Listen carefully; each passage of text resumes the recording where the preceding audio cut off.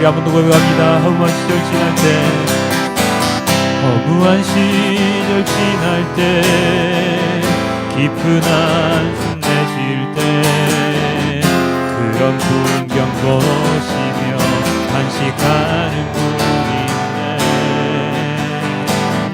그와 같이 너희를 버려두지 않으리. 내가 너희와 영원히 함께하리라.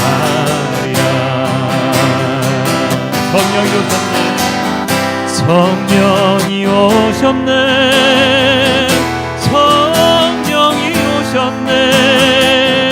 내 주에 보내신 성령이 오셨네. 우리 인생 가운데 진히 찾아오셔서 그 나라 꿈꾸게 하시네. 성령이 오셨네. 성령이 오셨네. 성령이 오셨네. 내 주에 보내신 성령이 오셨네. 우리 인생 가운데 진히 찾아오셔서 그 나라 꿈꾸게 하시네. 우리 한번 고백합니다. 성령이 오셨네. 성령이 오셨네. 내 주에 보내신 성령이 오셨네. 우리 인생 가운데 진히 찾아오셔서 그 나라 꿈꾸게 하시네.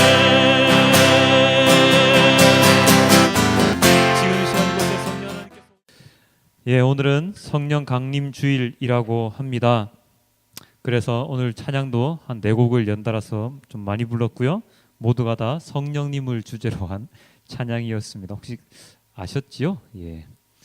성령 강림 주일이면 성령님께서 이 땅에 내려오심을 기념하는 그러한 주일인데요. 자, 그렇다면 그 전에는 성령님이 안 계셨을까요? 우리 연우가 고기를 살살살 흔들었습니다. 알고 흔들었는지 모르고 흔들는지 모르겠는데 아닙니다. 그렇죠. 성령님은 그날 처음 오신 게 아니라 그 전에도 계셨습니다. 언제 계셨습니까? 태초에 하나님이 천지를 창조하실 때 그 수면 위로 하나님의 영이 운행하셨죠. 그분이 바로 성령님이십니다. 그렇기 때문에 성령님께서 성령 강림주일 날 처음 우리에게 오셔서 역사하셨다라고 생각을 하면 안 됩니다. 자, 그렇다면 성령님께서 태초에 하나님과 함께 계셨다면 왜 우리는 성령 강림 주일이라는 날을 만들어서 그 날을 특별하게 기념을 해야 할까요? 그것은 바로 오늘 우리가 읽었던 사도행전 본문에서 찾을 수 있는데요. 예수님께서 하늘로 승천하시기 전에 제자들에게 이렇게 이야기를 했습니다. 사도행전 14장 2절 16절인데요. 내 아버지 집에 거할 곳이 많도다. 그렇지 않으면 너희에게 일렀으리라. 내가 너희를 위하여 거처를 예비하러 가노니 내가 아버지께 구하겠으니 그가 또 다른 보혜사를 너희에게 주사 영원토록 너희와 함께 있게 하리라. 내가 너희를 위하여 거처를 예비하러 간다고 말씀하셨습니다. 그리고 가실 때 아버지께 내가 다시 구하겠으니 나 대신에 보혜사를 너희에게 영원토록 있도록 하겠다라고 이야기를 하신 것이죠. 예수님께서 이 말씀을 하실 때 제자들은 무슨 얘기인지 알지를 못했습니다.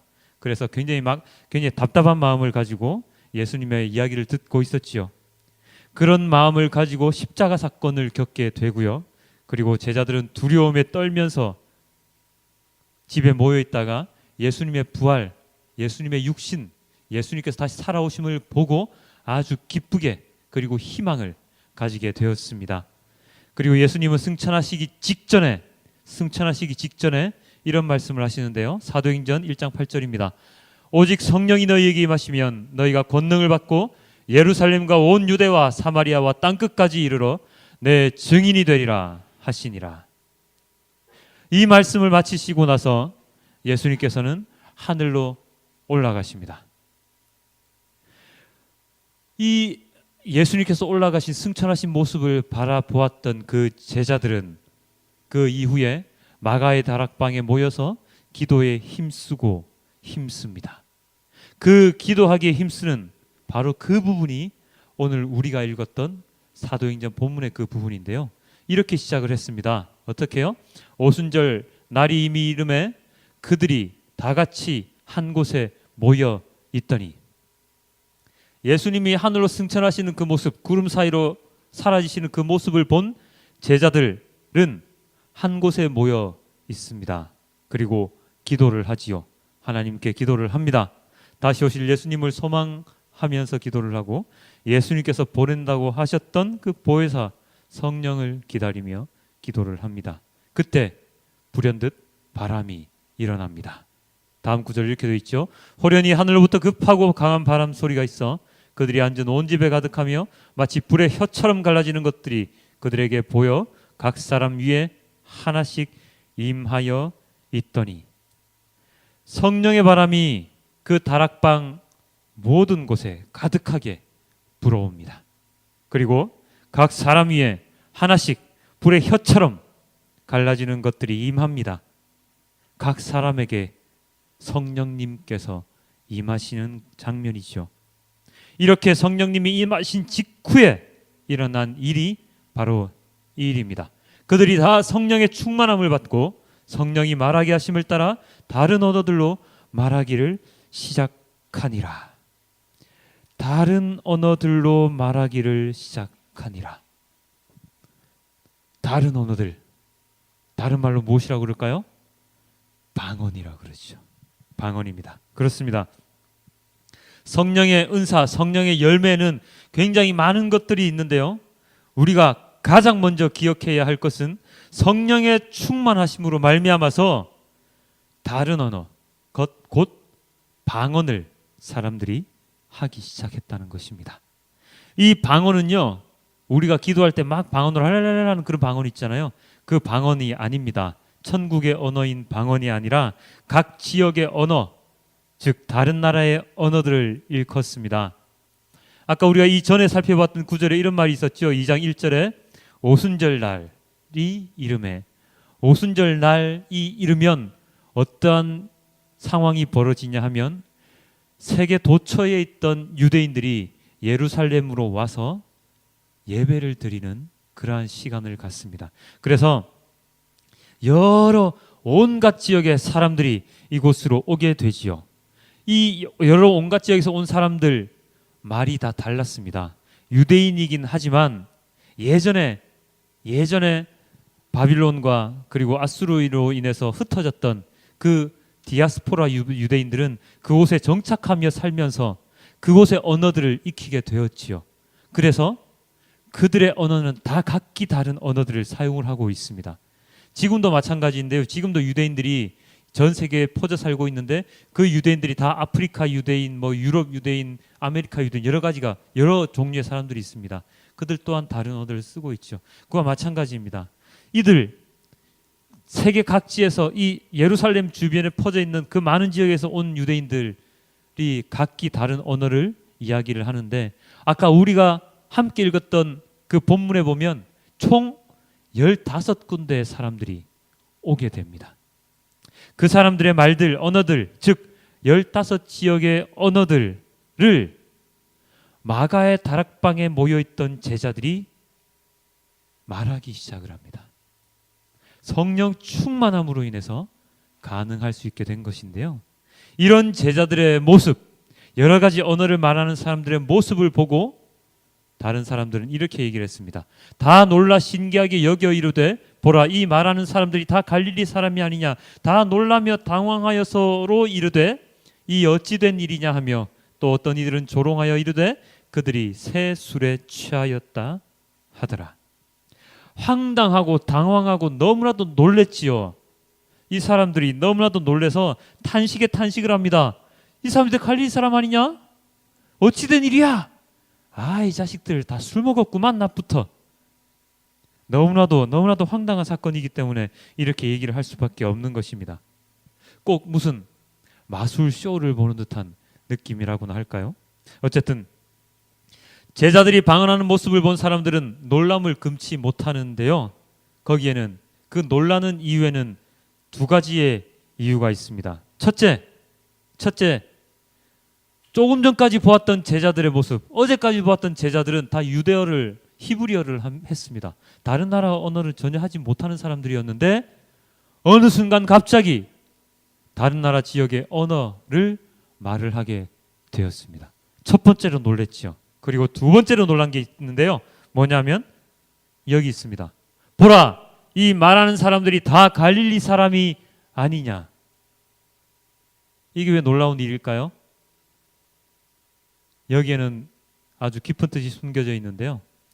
이 시대에 갈릴리라는 지역이 어떤 지역이냐면 굉장히 못 사는 지역, 굉장히 낙후한 지역, 굉장히 교육을 제대로 받지 못하던 사람들이 살던 지역이었습니다. 그래서 이곳 갈릴리에 사는 사람들이 다른 나라의 언어를 말하는 것 자체가 굉장히 보기 드문 현상이죠. 우리나라로 치면 어느 정도의 이야기가 될까요? 저기 정말 산골, 촌구석에 고등학교도 중학교도 못 나온 사람이, 영어를 배운 적이 없던 사람이 갑자기 나의 앞에 나타나서 유창하게 영어를 하는 것과 마찬가지입니다. 제가 갑자기 프랑스어를 갑자기 유창하게 하는 것과 마찬가지라니까요. 프랑스어를 배운 적도 없는 사람이. 그것과 마찬가지입니다. 너무나도 못 살고 너무나도 낙후된 지역에, 그러한 지역이 갈릴리 지역인데 그곳에 있던 교육을 전혀 받지 못했던 사람들이 다른 나라 사람들의 각 지역의 언어들을 말하게 되는 것이죠. 여러분들 이 말을 들어보셨죠? 갈릴리 예수. 갈릴리 예수라는 그 말 속뜻에는 예수님을 비하하는 언어가, 비하하는 뜻이 숨겨져 있습니다. 저 갈릴리, 아이고 저 촌동네, 저 못 사는 동네에서 누가 무슨 메시아가 나겠어. 그런 말씀, 그런 말들이 이 시대 유대인들에게는 엄청나게 유행을 하고 있었죠. 그래서 그들은 놀랄 수밖에 없는 것입니다. 공부도 못하던, 교육도 제대로 받지 못했던 갈릴리 사람들이 어떻게 우리나라의 말을, 다른 나라의 말을 이야기를 할 수 있냐. 특히나 한 가지만 더 붙이자면 이 갈릴리 지역에 사는 사람들은요, 히브리어와 그 다음에 아람어, 헬라어를 하긴 했는데 이들의 방언이 굉장히 심했습니다. 그래서 히브리어에 보면은 그 우리나라로 치면 히읗 발음이 있죠. 흐 발음이 있는데 이 흐 발음을 히브리어 사람들은 목소리를 긁어내서 이런 발음을 합니다. 흐가 아니고. 그래서 다른 뭐 단어를 생각이 안 나는데요. 히읗 발음을 목소리를 긁어서 내는 그런 그 발음을 하거든요. 그것을 뭐라고 그러더라? 자꾸 갑자기 생각이 안 나. 그런 발음을 하는데 이 갈릴리 사람들 그런 발음을 하지 못했다고 합니다. 그렇게 긁어내어서 제대로 된 히브리 발음을 제대로 하지 못했다고 해요. 그래서 예수님이 고난 받으실 때 베드로가 그 문 앞에서 여종에게, 다른 사람들에게 막 발견이 되잖아요. 왜 발견이 될 수밖에 없었냐면 갈릴리 사람 특유의 언어를 베드로가 사용을 하고 있었기 때문에 사람들이 베드로, 너 갈릴리 사람 아니냐, 너 예수 따라다니는 사람 아니냐 라고 단박에 알아차릴 수밖에 없었다는 것이죠. 그런 갈릴리 사람들이 유창하게 다른 나라의 언어를 하는 것을 보고 그들은 놀랄 수밖에 없었습니다. 자, 바로 그런 것입니다. 전혀 말을 배우지 못했던 그 갈릴리 사람들, 그 사람들이 말을 유창하게 하는 그 모습을 오순절날 많은 사람들이 예루살렘에서 목격을 하게 되었지요. 성령님께서 제자들에게 나타나셔서 제일 먼저 한 사역이 바로 이 사역입니다. 제자들에게 방언을 주신 것. 다른 많은 성령의 은사들, 열매들이 많이 있는데도 불구하고 제일 처음 성령님께서 제자들에게 하신 일이 방언을 말할 수 있게 하신 것입니다. 이렇게 방언을 처음 제자들에게 주신 이유가 무엇이었을까요? 그것은 바로 다음 구절에 나오는데 이렇게 나와 있습니다. 베드로가 11 사도와 함께 서서 소리를 높여 이르되 유대인들과 예루살렘에 사는 모든 사람들아, 이 일을 너희로 알게 할 것이니 내 말에 귀를 기울이라. 베드로가 유대인들 제자들이 여러 지역의 말을 하는 것을 보고 놀라 있는 사람들에게 이렇게 얘기를 하죠. 내 말에 귀를 기울이라. 예루살렘에 사는 모든 사람들, 유대인들아, 내 말에 귀를 기울이라. 오순절에 온갖 지역에서 온 모든 사람들에게 베드로가 열심히 연설을 시작을 합니다. 디아스포라로 퍼져 있던 유대인들, 그 유대인들에게 이 베드로가 당당하게 서서 연설을 하지요. 귀를 기울이라 말을 하면서 말입니다. 이 베드로가 그들에게 했던 말이 무엇이냐면 바로 이 말입니다. 이는 곧 선지자 요엘을 통하여 말씀하신 것이니 일러스되, 그 다음에 블라블라블라블라블라 이야기를 합니다. 베드로는 요엘 선지자의 이야기를 인용을 해서 이곳에 모인 사람들에게 이야기를 하는데요. 사실적으로 얘기해서, 솔직히 얘기해서 베드로는 이들에게 큰 인물이 아니었습니다.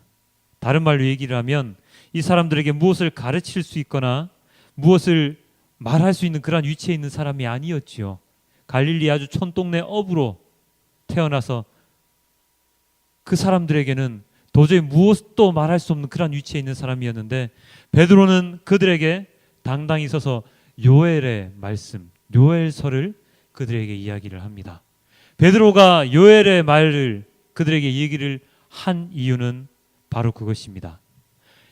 베드로가 이야기를 했던 대상들은 유대인들이죠. 유대인들은 어떤 사람들이었습니까?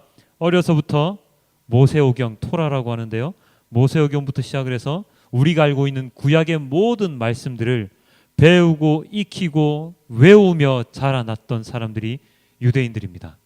그래서 이 유대인들은 모든 선지자의 말씀들을 다 알고 있었죠. 모르면 안 되는 사람들이었습니다. 그래서 그 선지자들의 말씀에 따라서 그들을 구원하러 오실 메시아를 기다리고 있던 사람들이었습니다. 그 선지자들의 말들 중에서 이 요엘 선지자의 말, 이 요엘 선지자의 말은 우리가 앞서서 찬양했듯이 어떤 게 있었죠? 젊은이는 뭐 예언을 하고 어린이는 뭐 꿈을 보고 뭐 그런 말이 막 나와 있었죠. 그 말씀을 통해서 베드로는 자기 자신이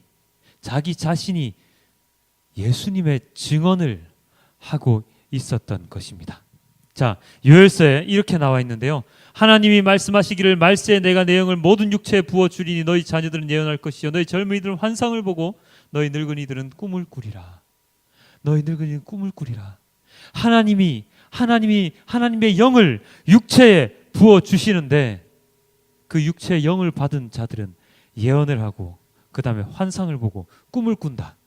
너희들이 술 취했다고 생각하는 그 사람들, 그 자들의 모습, 바로 하나님의 영이 내리신 바로 그 모습이다 라고 베드로가 연설을 하고 있는 것입니다. 그리고 이 본문의 마지막에 이렇게 이야기를 합니다. 누구든지 주의 이름을 부르는 자는 구원을 받으리라. 누구든지 주의 이름을 부르는 자는 구원을 받으리라. 그리고 이 주님에 대해서 이후에 계속해서 연설을 하는데요. 바로 예수 그리스도에 대한 이야기들이 이어집니다. 이 베드로의 요엘서의 연설, 그리고 이 주님의 연설, 주님에 대한 연설, 구원을 받는 것에 대한 연설, 이 모든 것을 들은 무리들의 모습은 이렇게 되지요. 41절입니다. 그 말을 받은 사람들은 세례를 받음에 이날의 신도의 수가 3,000이나 더 하더라.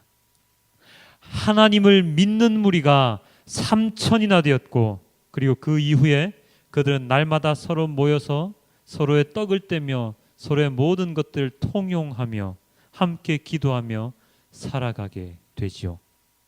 그 살아감, 그런 모임이 오늘날 무엇으로 되었습니까? 바로 교회가 되었습니다.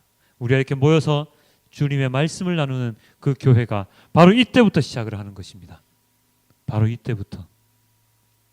자, 여기서 우리가 눈여겨봐야 할 것이 하나가 있는데요.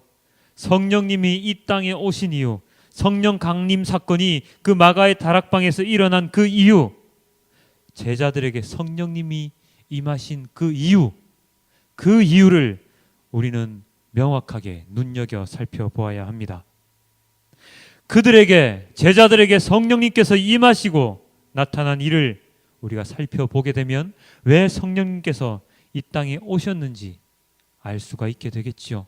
첫 번째, 성령님께서는 제자들의 한 명 한 명 각 사람 위에 임하셨습니다. 단체로 그냥 마구잡이로 확 임하셔가지고 한 성령이 여러 사람들이 볼 수 있게 임하신 게 아니라 각 사람의 머리 위에 성령님이 임하셨습니다.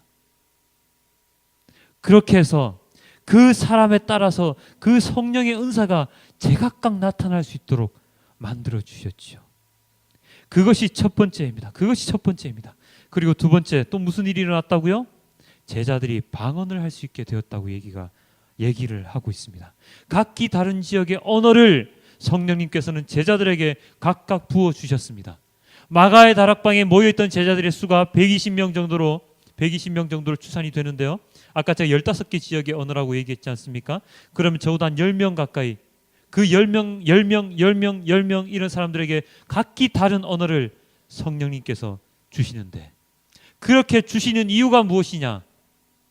그때 오순절날 그 예루살렘 지역에 모여있던 각기 다른 지역의 사람들에게 그 사람들의 언어로 각기 말을 하게 하기 위함입니다. 왜 그 제자들은 그 오순절날 예루살렘에 모인 그 사람들과 이야기를 해야 했을까요? 왜 그 지역의 언어를 받으면서까지 이야기를 해야 했을까요? 왜냐하면 예루살렘 그 땅에 살고 있던 사람들은 예수님에 대한 소식을 듣고 예수님을 직접 보기도 하고 경험도 했지만, 디아스포라 멀리 퍼져 있던 다른 유대인들은 그 모습을 보지 못했지요. 알지 못했지요.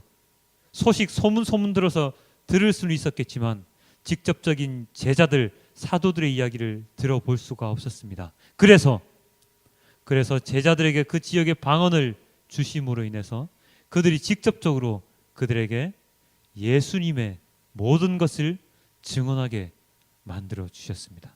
그것이 바로 성령님께서 이 땅에 오시어서 제자들에게 방언을 준 이유입니다.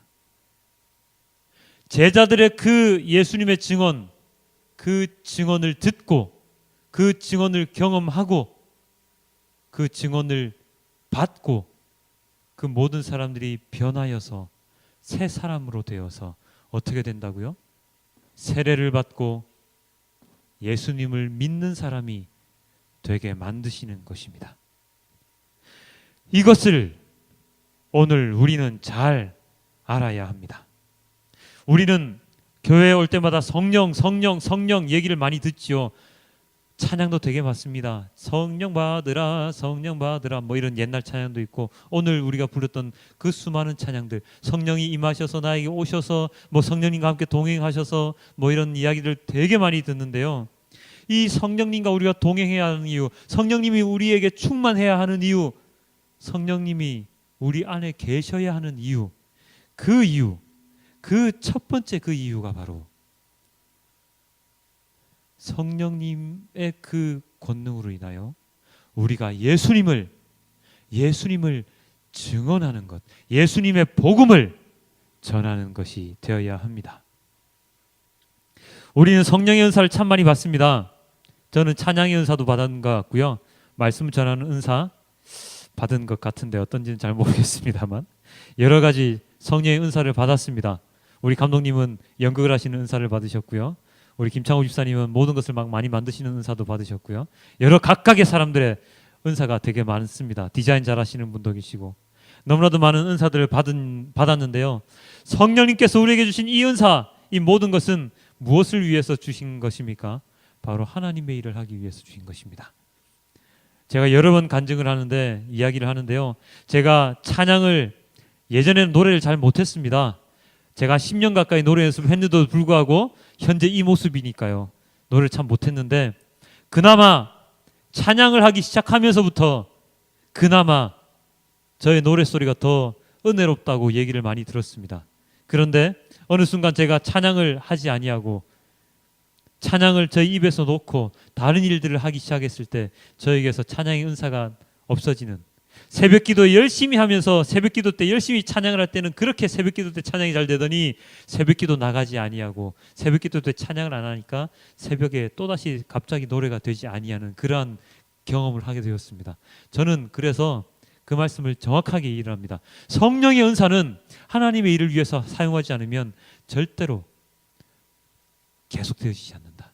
하나님의 일을 중단하는 그 순간 성령의 은사는 나에게서 사라진다.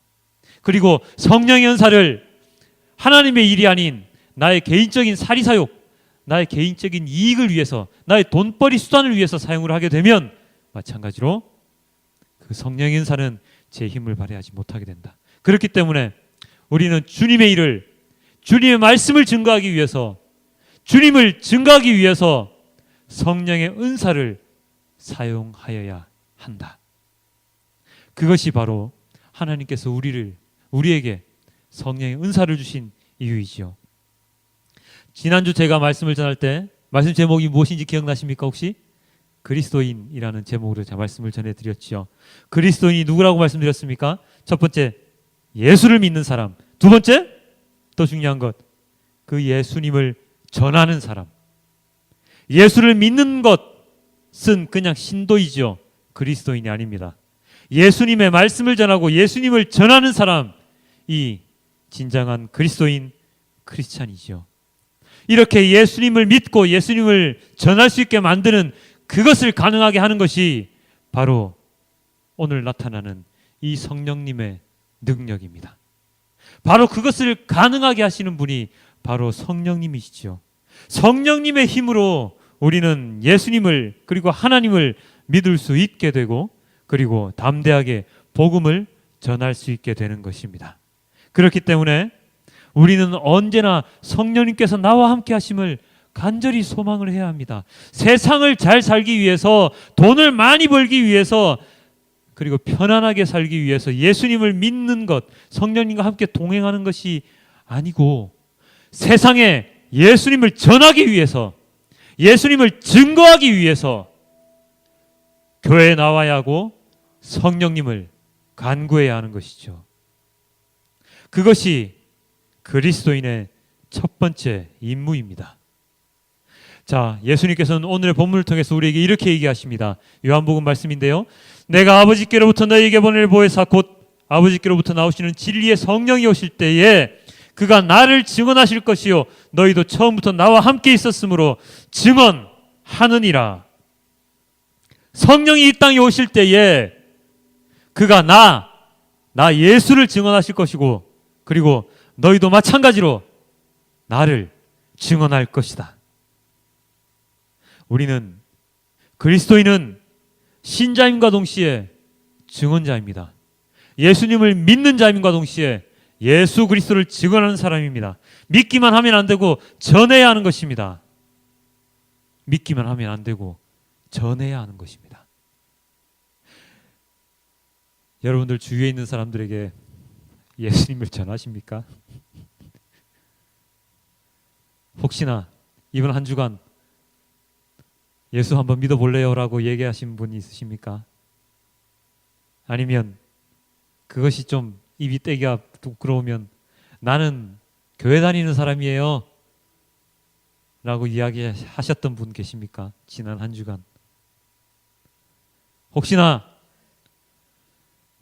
성경책 들고 다니는 게 부끄러워서 스마트폰에 성경 앱 어플을 들고 다니시는 않으십니까?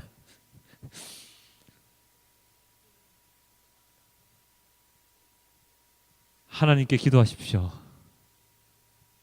그리고 성령님을 소망하십시오.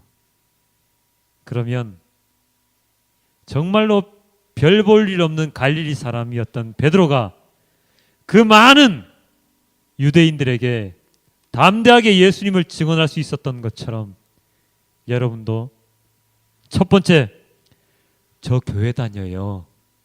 두 번째, 혹시 예수님 믿고 싶으신 생각 없을까요? 세 번째, 이번 주 제가 가는 교회 함께 나가 볼까요?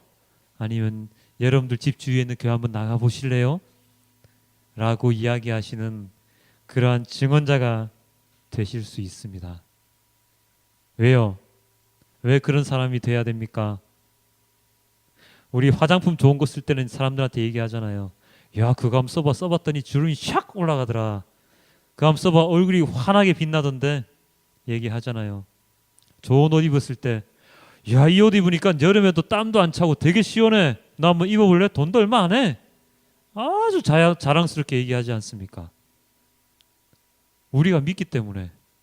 그런데 이 땅에 진실로 단 하나밖에 없는 진리, 하나님, 그리고 나를 구원하시는 예수님, 그 예수님을 믿고 있다면, 하나님을 믿고 있다면 우리가 바르는 화장품, 우리가 입는 옷보다 더 먼저 예수님을 전할 수 있어야 하지요. 그 기쁨에 예수님을 전하지 않고는 입이 근질근질해야 하지요. 그것을 가능하게 만들어 주시는 분이 바로 성령님이라는 것입니다. 성령님께서 제자들에게 오셔서 각국의 언어 방언들을 말하게 하신 이유, 각국의 사람들을 만나서 나를 증언해라, 예수님을 증언해라, 그것 때문이었죠. 우리나라의 다윗의 장막, 지금은 레위지파 사람들이라고 굉장히 유명한 찬양단을 이끄시는, 그리고 주님의 교회라는 목회를 하시는 스캇 브레너라는 목사님이 계십니다. 그분은 한국말을 하시죠. 우리처럼 이렇게 유창하게 하시지 못하지만 어느 정도 대화가 가능하시도록 한국말을 하십니다. 근데 굉장히 신기한 것은 그분은 한국말을 배운 적이 한 번도 없다는 것입니다. 그럼에도 불구하고 그분은 한국에서 목회를 하시고 한국말을 하시죠. 그분의 본을 받아 저도 하나님께 기도를 많이 했습니다. 영어를 좀 잘하게 해달라고, 영어를 좀 하게 해달라고. Give me English. 제가 선교지에 나가 있다면 주님께서 주시겠지만 저는 한국 땅에 있기 때문에 그 말씀을 안 주시더라고요. 제 개인적인 욕심 때문에 구원이 안 주시더라고요. 마찬가지입니다. 성령님께서 우리에게 찾아오셔서 우리의 속에 계시면서 내가 너의 안에, 너가 나의 안에 있으면 이라고 예수님께서 말씀하셨던 그 이유 하나는 무엇이냐면, 가장 중요한 이유, 나를 전하라, 예수님을 전하라, 복된 소식, 복음을 전하라. 그 이유 하나밖에 없습니다. 그 이유 하나 때문에 예수님께서 우리에게 오셨고요. 그 이유 하나 때문에 성령님께서 우리와 함께 언제나 동행하시는 삶을 살아야 하는 것입니다. 왜? 왜 그래야 합니까? 그것이 우리가 영생하는, 육신의 죽음 이후에 하나님과 함께 동행하는 삶을 살 수 있는 유일한 길이기 때문입니다. 많은 사람들이 믿지 않습니다.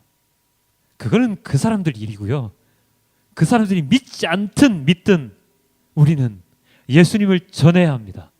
그것이 그리스도인의 사명입니다. 그것이 그리스도인이 해야 할 임무입니다. 로마서 8장 24절에 이렇게 나와 있습니다. 우리가 소망으로 구원을 얻었음에 보이는 소망이 소망이 아니니 보는 것을 누가 바라리요? 만일 우리가 보지 못하는 것을 바라면 참음으로 기다릴지니라. 그렇지요. 우리는 보이는 것을 소망하는 사람이 아닙니다. 우리는 이 죽은 사람을 살리는, 내가 직접 이 죽은 자를 살리는 이런 능력을 가지기 위해서 예수님을 소망하는 것이 아니죠. 우리는 보이지 않는 것, 보지 못하는 것을 소망하는 사람들입니다. 그렇기 때문에 무엇을 해야 된다고요? 참으며 기다려야 하는 것이죠. 확신을 가지고 기다려야 하는 것이죠. 이와 같이 성령도 우리의 연약함을 도우시다니 우리는 마땅히 기도할 바를 하지 못하나 오직 성령이 말할 수 없는 탄식으로 우리를 위하여 친히 간구하시느니라. 마음을 살피시는 이가 성령의 생각을 하시다니 이는 성령이 하나님의 뜻대로 성도를 위하여 간구하심이니라. 기도는 우리의 힘으로 하는 것이 아닙니다. 무엇이라고요? 우리는 마땅히 기도할 바를 알지 못한다고 했습니다. 그런데 우리는 되게 많이 알지요. 우리의 기도할 바를 되게 많이 압니다. 오늘 무엇을 주시고 내일 무엇을 주시고 이번 주에 뭐 하는데 뭐 주시고요. 그 모든 것들은 우리가 알 수 있는 것이 아닙니다. 그것은 우리가 바라는 것이지 하나님이 바라시는 것이 아니라는 뜻이죠. 우리의 가장 기본이 되는 기도의 그 기준이 무엇입니까? 바로 주기도문입니다. 먼저 하나님의 나라와 의를 구하고 일용할 양식을 주심에 감사하고 그리고 하나님과 함께 영원히 살 수 있음을 우리가 감사해야 되는 그 기도.